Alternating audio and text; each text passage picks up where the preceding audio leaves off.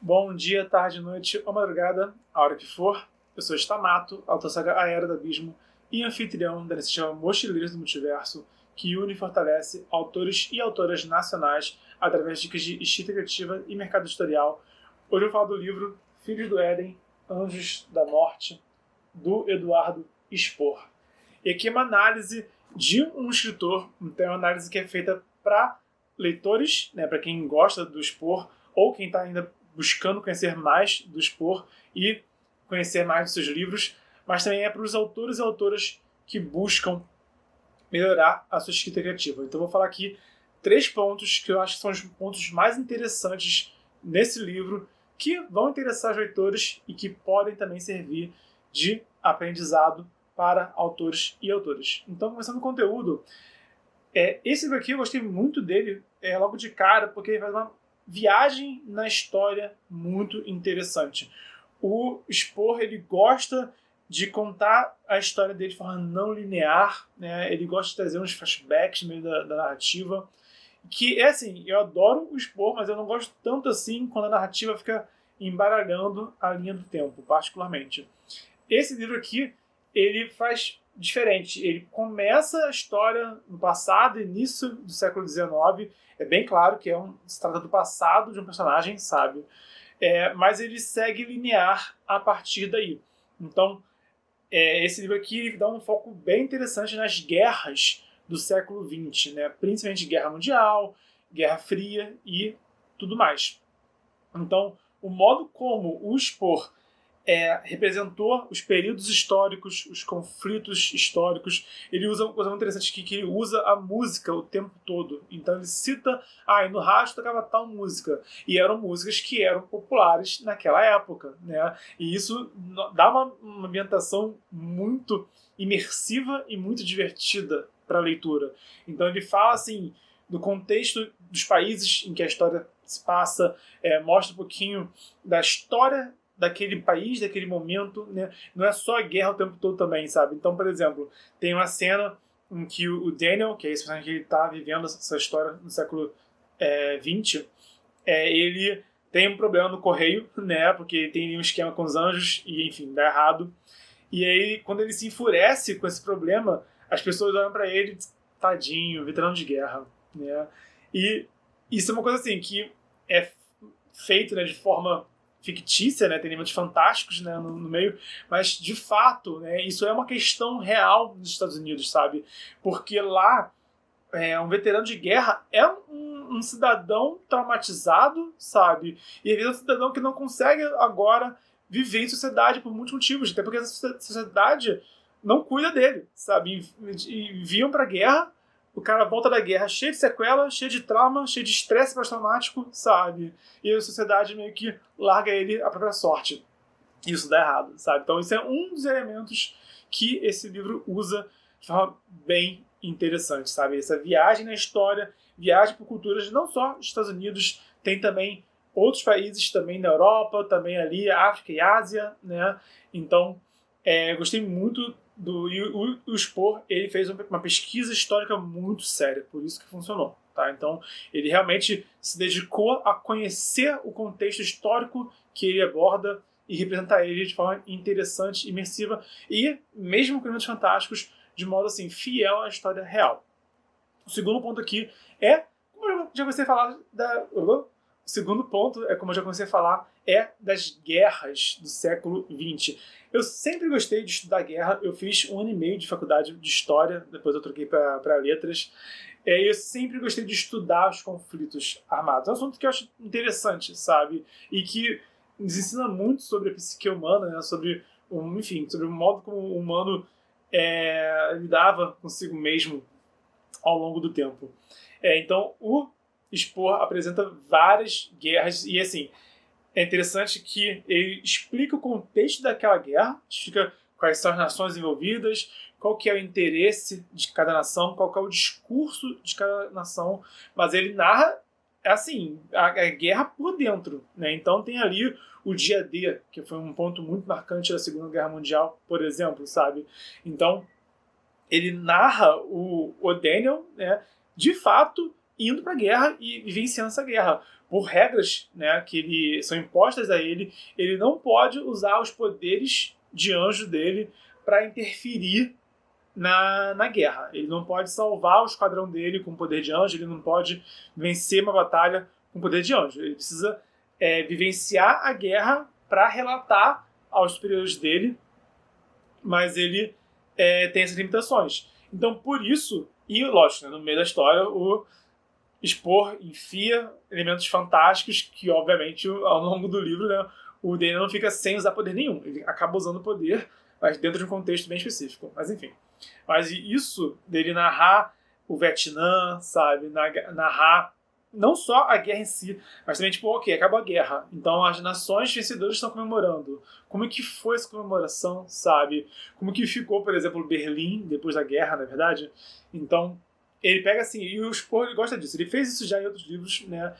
Eu sinto que ele fez muito isso no Batalha do Apocalipse e no Anjos da Morte. Ele pega momentos históricos marcantes e representa dentro dos livros dele. E ele faz muito bem isso. Isso fica muito interessante também, sabe?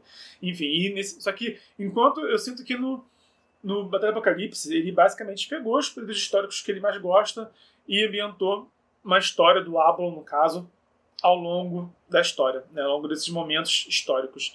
Aqui ele deu esse foco, como eu falei, nas guerras do século XX. Então, são focos diferentes que cada um ficou do seu jeito bem interessante. Terceiro ponto é que o Spore ele é muito bom em apresentar cenas de batalha em que a vitória é conquistada pela inteligência. Isso é uma coisa assim que, às vezes, eu sinto que alguns autores erram, porque a batalha sempre é a mais forte que vence em ponto final, ou então erram no sentido de dar uma justificativa assim, meio mirabolante para uma vitória que não convence o leitor. São dois erros assim, que eu vejo que são comuns. O Spore, ele bota situações em que o herói não vai vencer, tá? O herói, num conflito direto, num conflito mano a mano, o herói não vai conseguir vencer, mas o herói, através da perspicácia, consegue, de alguma forma, encontrar a vitória dele. É aquela coisa de criar a condição da vitória. Eu não vou citar, assim, spoiler, não vou citar a batalha específica, porque pode ser um spoiler do livro, né? Mas, por exemplo, tem só falar assim, dois contextos que me vêm à mente sem dar spoiler. Tem uma cena em que o Daniel é um querubim, ele enfrenta um outro querubim, e esse querubim, ele é mais forte. No mano a mano, não vai dar, sabe? E aí o Daniel consegue usar a esperteza para vencer esse cara que ele é mais forte no sentido bruto da coisa. Ele é um guerreiro melhor, né? Pelos atributos dele, se fosse ao longo da luta, ele ia conseguir vencer o Daniel pela força bruta. E o Daniel, pela inteligência, vence. E tem outra batalha em que o inimigo em questão ele é mais poderoso, mais, no sentido mais mágico da coisa, sabe? Era um inimigo que ele simplesmente controlava a realidade no nível que dava vantagem imensa para ele e que o Daniel, novamente, não venceria num conflito direto. E ele, né, ao longo da história, né, se ele não vencesse, ele não seria o herói, na verdade. Então ele tem momentos de derrota, tem momentos de desafio, é claro, né, mas o Spore é muito bom nisso. Botar o herói para enfrentar um desafio maior do que ele e botar uma vitória pela inteligência, pela perspicácia. No caso do Daniel, é que ele é um cara que ele consegue pensar fora da caixa. Esse que é o ponto dele. O Ablon, eu sinto que ele é um herói que ele vence um tanto pela sabedoria, sabe? Ele é sábio e inteligente, né? Já o Daniel, ele é mais malandro, ele é mais perspicaz, ele pensa fora da caixa. Então, são formas também diferentes de vencer pela inteligência e cada um deles tem isso, né, em seus momentos. Eu citei muito o Ablon e o Daniel porque os dois são querubins, os dois são guerreiros, né? Então, acho que eles têm isso em comum. Ambos são guerreiros, mas eles são muito distintos. Isso que é interessante neles. O Spore fez um bom trabalho de trazer, assim, no caso do Daniel, né, um novo querubim que tem elementos muito similares ao Ablon, né, mas que no fim das contas consegue ser um personagem que é bem distinto mesmo, sabe? Eles possivelmente nem iriam assim, se dar muito bem se eles nascem juntos, né, possivelmente. Enfim, esses são os 3 pontos assim, que eu achei mais interessantes nesse livro aqui. Recapitulando, a viagem na história que o Spohr fez, o modo como ele retrata as guerras do século XX e também a vitória através da inteligência do Daniel nesse livro. Esses são os pontos que eu acho que o Spohr acertou em cheio. Manda aqui embaixo algum livro que retrata outros períodos históricos que você gosta. Eu costumo citar os mesmos autores aqui, os mesmos livros, né? Eu tenho essa queda pelos favoritos, mas hoje eu vou citar um livro que eu acho que eu nunca citei aqui. Um livro que eu sinto que representa a história muito bem. São 2 livros da série Total War, que é um jogo, mas o livro não tem nada a ver com o jogo, né? Felizmente. São livros de ficção histórica de um autor que é muito bom, que agora fugiu. Fugiu o nome do cara. Nossa, que droga, fugiu o nome dele. Né? Os livros são A Espada de Átila, que é o segundo no caso, e A Queda de Cartago. Né? No caso, os dois são livros que são assim, mais ou menos conectados, dá para ler um sem ler o outro. É porque A Queda de Cartago é mais no começo de Roma e A Espada de Átila é já no final, né, do Império Romano. Então são livros de ficção histórica, são escritos por um autor que ele é historiador, sabe? Ele manda muito bem. Eu acho que ele, assim, bom no nível Bernard Cornwell. Eu não quis citar o Cornwell porque o Cornwell já é bem popular já, você já deve ter ouvido falar dele. Então, esses livros, Total War, A Queda de Cartago e também A Espada de Átila, fugiu o nome do autor. Que droga. Tá na ponta da língua. Mas enfim. Esses 2 livros são livros históricos que representam momentos interessantes da nossa história, do nosso mundo, né? E que são livros que são divertidos de ler e que, melhor ainda, né, eles retratam a história real, sabe? Então eu acho divertido ter... Eu gosto de histórias fictícias, a maioria das histórias que eu leio são de ficção pura, mas eu também gosto quando traz esse nosso mundo real, né, e reconta a história do nosso mundo real ou inventa uma história inserida no nosso mundo real. Eu gosto dessas 2 abordagens também.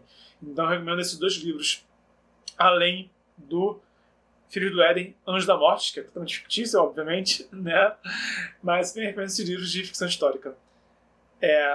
A Queda de Cartago e A Espada de Átila. Manda aqui embaixo um livro que você gosta, que também represente algum período histórico do nosso mundo real. E se você gostou do conteúdo, dá um like, se inscreve, ativa o sininho, se conhece alguém que pode se interessar por esse conteúdo, envia também na rede social. Lembrando que estamos no desafio 366 de inscrita, vídeo de mercado editorial e cultura pop quase todo dia de 2020. Então, até amanhã e a gente se esbarra pelo multiverso.